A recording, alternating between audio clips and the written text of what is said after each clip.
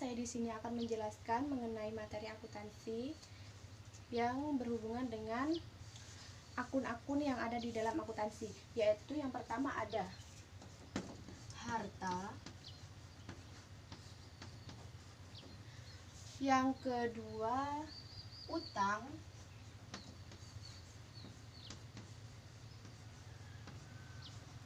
dan yang ketiga modal.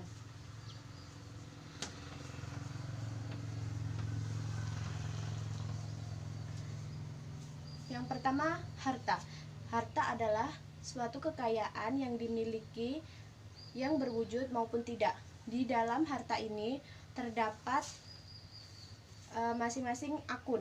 Yang pertama yaitu kas. Kas adalah tunai atau dibayar langsung tanpa hutang. Yang kedua, surat-surat berharga. Surat-surat berharga adalah surat-surat yang dimiliki oleh perusahaan untuk diperjualbelikan. Yang ketiga, wesel tagih. Wesel tagih adalah piutang yang dikuatkan dengan promes. Yang keempat, piutang, tagihan pada pihak lain baik perseorangan maupun badan usaha. Yang kelima, persediaan barang dagang. Persediaan barang yang tersedia untuk dijual. Perlengkapan. Perlengkapan adalah barang-barang yang digunakan untuk kegiatan perusahaan dan diperkirakan habis dalam waktu 1 tahun. Yang ketujuh, beban dibayar di muka. Biaya yang telah dibayar tetapi manfaatnya belum diperoleh. Perlengkapan atau investasi. Investasi adalah jangka panjang dalam bentuk saham, obligasi, dan surat berharga lainnya, yaitu harta tetap. Harta tetap adalah harta berwujud yang digunakan untuk operasi perusahaan dan memiliki manfaat lebih dari 1 tahun. Yang terakhir yaitu harta tidak tetap. Harta tidak tetap adalah harta yang tidak mempunyai wujud fisik tetapi memiliki hak-hak istimewa yang menguntungkan perusahaan. Contohnya yaitu hak cipta. Baiklah, yang kedua yaitu ada akun utang atau liability.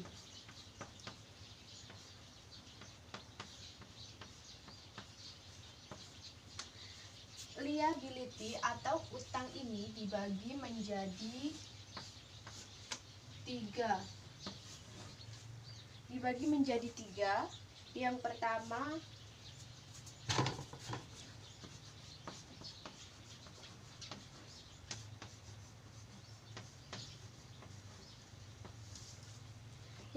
yaitu utang lancar. Utang lancar adalah utang yang harus atau wajib dilunasi dalam jangka waktu 1 tahun. Contoh akunnya yaitu wesel bayar atau utang yang disertai oleh promes. Yang kedua, utang usaha, kewajiban yang timbul karena pembelian jasa atau barang secara kredit. Yang ketiga, biaya yang masih harus dibayar, beban yang sudah terjadi tetapi belum dibayar, misalnya utang sewa. Yang keempat adalah pendapatan diterima di muka, kewajiban yang disebabkan oleh perusahaan menerima lebih dahulu uangnya. Yang kedua yaitu ada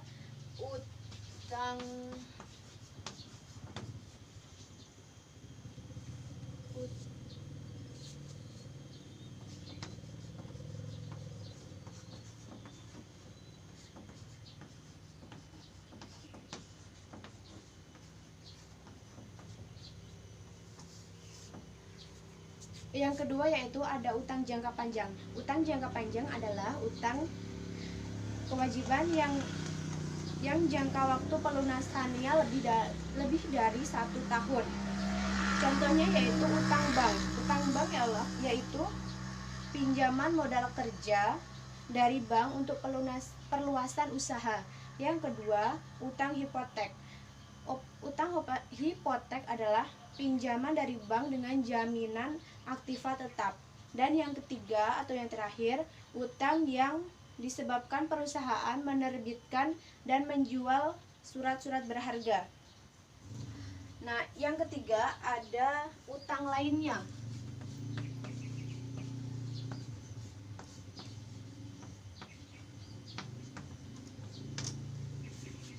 Utang lain-lain ini adalah utang yang bukan merupakan utang lancar ataupun utang jangka panjang.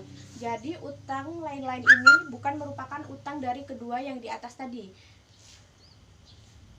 Utang lancar yaitu contohnya utang kepada direksi atau pemegang saham. Baiklah, selanjutnya yaitu ada yang ketiga, ada modal atau equity.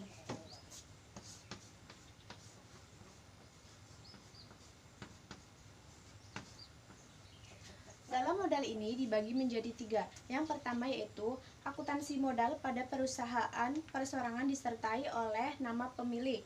Sedangkan akuntansi modal pada persekutuan ditandai dengan nama sekutu. Pada perusahaan perseorangan terbatas, akuntansi modal disebut dengan modal saham. Itu ada modal TNX. Modal TNX ini adalah modal yang disetor ke pemilik usaha. Yang ketiga ada modal saham. Modal saham adalah merupakan jenis modal yang hanya terdapat dalam perusahaan yang berbentuk perseroan terbatas atau PT, yang diperoleh dengan cara menerbitkan atau menetapkan saham.